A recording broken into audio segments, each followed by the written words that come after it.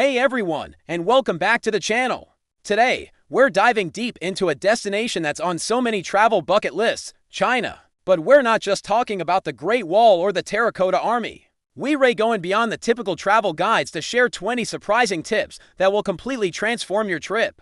These are the things I wish I knew before my first visit, and trust me, they'll save you time, money, and a lot of confusion. So grab a notebook and let's get started. First up, number 1, get a VPN before you land. This is non-negotiable. Many Western apps and websites like Google, Instagram, and WhatsApp are blocked in China. A reliable VPN or virtual private network allows you to bypass these restrictions. The crucial part: you must download and set it up before you ride, because you won't be able to access the VPN websites once you're there. Tip number 2, master WeChat. Forget everything you know about social media and payment apps. In China, WeChat is king. It's your digital wallet, your messaging app, your social media, your taxi hailer, and so much more. Download it, set up WeChat Pay by linking a credit card, and get familiar with its interface. Almost everywhere, from street food stalls to luxury malls, uses QR code payments. It makes life incredibly convenient. Number 3 might surprise you. Cash is almost obsolete. While it's wise to carry a small amount of yuan for emergencies, you'll find that many places, especially in big cities, are moving towards a completely cashless system. Some smaller shops or vendors might not even have change for a 100 yuan note. Relying on mobile payments through WeChat Pay or Alipay is the way to go. Alright, tip number 4, learn a few basic Mandarin phrases. While you can get by with translation apps in big cities, knowing simple phrases like ni hao for hello, zixi for thank you, and du shao qian for how much is it goes a long way. People will appreciate the effort, and it can make interactions much smoother and more enjoyable. A little effort here earns you a lot of goodwill. Number 5, don't drink the tap water. This is a standard rule for many countries, and China is no exception. Always stick to bottled or filtered water. Hotels will almost always provide complimentary bottles of water in your room daily, and you can buy it cheaply everywhere. It's also wise to be cautious with ice in your drinks, especially from smaller establishments. Let's talk about tip number 6. The squat toilet is still very common. While Western-style sitting toilets are standard in hotels and major airports, you will encounter squat toilets in public restrooms, at tourist sites, and in more traditional restaurants. It's a good idea to mentally prepare for this and maybe even practice the posture. Which brings us to tip number 7. Always carry your own tissues and hand sanitizer. Public restrooms often do not provide toilet paper. It's a cultural norm to bring your own. Having a small pack of tissues and a bottle of hand sanitizer in your bag at all times is a lifesaver.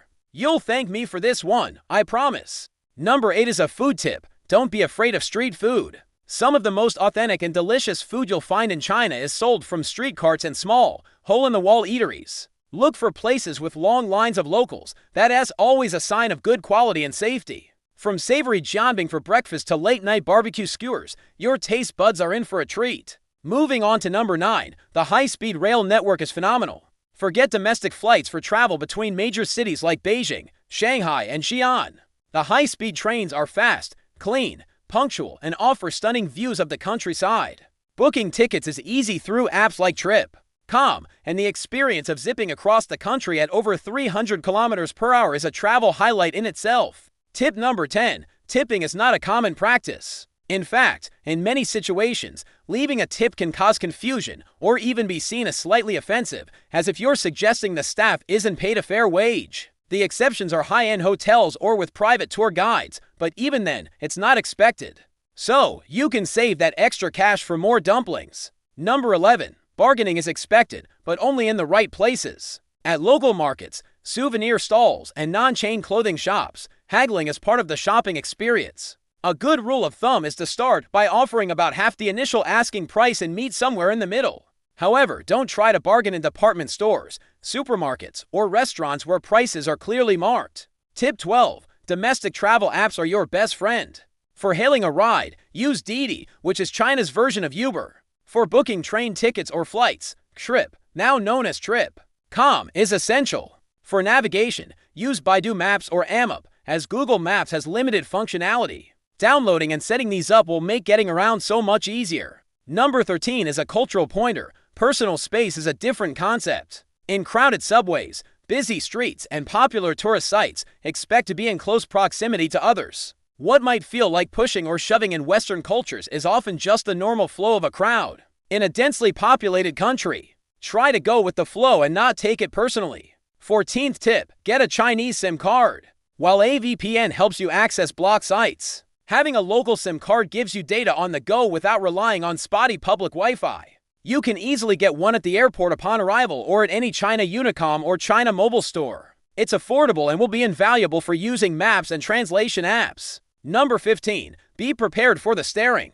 If you're not of East Asian descent, you may get some curious stares. Especially outside of major metropolitan areas like Shanghai or Beijing. People might even discreetly take your photo or ask for a picture with you. It's almost always born out of simple curiosity, not malice. A friendly smile is the best response. Okay, tip 16. The food is regional and incredibly diverse. Don't think Chinese food is just what you get at your local takeout. Each province has its own distinct cuisine. Sichuan food is famous for its fiery spice, Cantonese food is more delicate and savory, and food in the north is often wheat-based with lots of noodles and dumplings. Be adventurous and try the local specialty wherever you are. Number 17. Paparazzi-free sightseeing doesn't exist. Popular spots like the Great Wall at Badaling or the Bund in Shanghai are incredibly crowded, especially on weekends and public holidays.